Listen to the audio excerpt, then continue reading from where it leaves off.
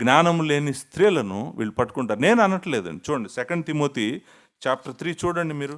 కాంటెక్స్ట్లో అబద్ధ బోధకుల గురించే మాట్లాడుతున్నాడు. అబద్ధ బోధకులు ఉమెన్ అయినా మెన్ అయినా ఎవరైనా కూడా ఇక్కడ మీరు జాగ్రత్తగా చూస్తే పాపభరితులై నానా విధములైన దురాశల వలన నడిపింపబడి ఎల్లప్పుడూ నేర్చుకొనుచున్నను.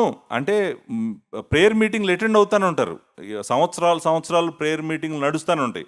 ప్రేయర్ మీటింగ్లు అటెండ్ అవుతూనే ఉంటారు. అంటే అర్థం ఏంటంటే ఎల్లప్పుడూ నేర్చుకొనుచున్నను, సత్య విషయమైన అనుభవ జ్ఞానము ఎప్పుడునూ పొందలేని అవివేక స్త్రీల యొక్క ఎండ్లలో జొచ్చి. జాగ్రత్తగా వినండి, మీరు జాగ్రత్తగా వినాలి. ఇక్కడ నేను ఆల్రెడీ మాట్లాడినట్టున్నాను, నేను బుధవారం మాట్లాడినట్టున్నాను ఈ వచనము.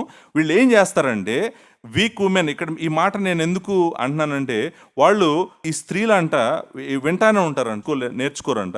సత్య విషయమైన అనుభవ జ్ఞానము, సేమ్ వర్డ్ అనమాట, ఎప్పుడునూ పొందలేని అవివేక స్త్రీల యొక్క ఎండ్లలో చొచ్చి వారిని చెరపట్టుకుని పోవారిలో వీరు చేరిన వారు అనే మాట ఉంది. చూడండి జాగ్రత్తగా వినండి. నేను పర్టికులర్గా సిస్టర్స్ కూడా చెప్తున్నాను, అమ్మ మీ ఆత్మలను, మీ నిత్య జీవాన్ని ఇలాంటి వాళ్ళ చేతుల్లో దయచేసి మీరు పెట్టకండి.